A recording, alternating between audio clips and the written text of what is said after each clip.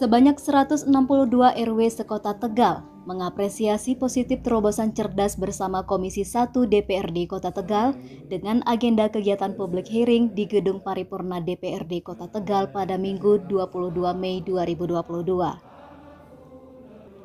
Acara yang dikemas dengan tema peningkatan peran serta RW dan LPMK dalam pembangunan masyarakat kewilayahan, kegiatan itu dihadiri Ketua DPRD, Asisten 1, dan seluruh RW serta LPMK sekota Tegal. Edi Suripno selaku Ketua Komisi 1 DPRD Kota Tegal menjelaskan bahwa tujuan pelaksanaan kegiatan publik hearing tersebut adalah sebagai bentuk terobosan pemerataan pembangunan yang selama ini stagnasinya akibat pandemi COVID-19. Public hearing ini diadakan dari hasil rapat kerja Komisi 1. Ketika kita mengundang para lurah, kita mengundang LPMK, ternyata banyak sekali keluhan-keluhan yang kami tampung oleh Komisi 1. Yaitu diantaranya adalah kebijakan pembangunan yang tidak merata dan ketiadaan anggaran pembangunan di tingkat kelurahan. Nah, hal ini karena memang fokus kemarin itu adalah terkait dengan pandemi, penanganan pandemi COVID-19. Kita wajarkan karena memang anggaran kemarin kita upayakan dalam rangka untuk penanganan COVID.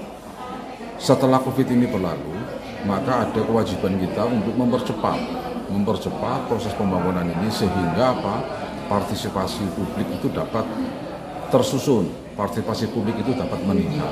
Untuk itu perlu diberikan kepastian anggaran yang lebih representatif dalam rangka mengembangkan pembangunan di Kota Tegal. Yang dibutuhkan oleh pemerintah daerah, kata kunci pemerintahan itu berhasil itu adalah tingginya partisipasi publik di dalam perencanaan pembangunan. Maka ketika partisipasi ini sudah meningkat, pembangunan dilaksanakan, maka masyarakat itu akan merasa memiliki, punya rasa henggar beni. Ketika rasa memiliki, maka dia punya sifat untuk merawat, punya rasa anggrung keti. Nah, bagaimana mau memiliki rasa memiliki dan anggrung keti? Sementara ketika kebijakan pembangunan, proses interaksi antara usulan dengan kenyataan tidak bisa dipastikan. Nah, untuk itu perlu ada terobosan percepatan pembangunan di tingkat RW sehingga partisipasi itu dapat terwujud. Kita ingin membangun partisipasi masyarakat secara pasti melalui kebijakan plafon anggaran pembangunan di tingkat RW. Nah, plafon anggaran inilah akan menjadi satu simultan dorongan terciptanya partisipasi masyarakat di basis yang paling bawah. Kita punya potensi ekonomi di tingkat RW, tetapi RW tidak memiliki plafon anggaran untuk mengembangkan wilayahnya. Maka ini penting, saya kira, dalam rangka percepatan pemulihan kondisi ekonomi daerah.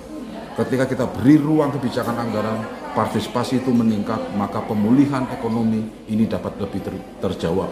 Ya kalau misalnya kita asumsikan anggarannya 50 juta per RW, itu tidak banyak, ada 165 RW.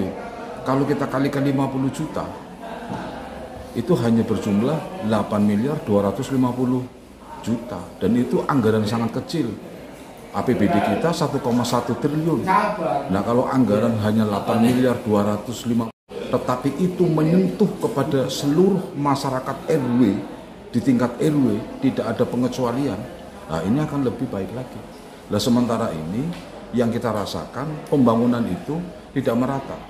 Kalau RW itu dekat dengan kantor kelurahan itu pasti dapat. Kalau RW itu ada anggota DPRD-nya itu pasti dapat. Nah, bagaimana dengan RW yang jauh dengan kantor kelurahan? Bagaimana RW yang tidak memiliki anggota legislatif di sana? Maka tidak akan tersentuh pembangunan. Nah, kalau itu yang terjadi, partisipasi akan sulit untuk kita gerakkan. Dari Kota Tegal, Jawa Tengah, Dian Brayanti melaporkan.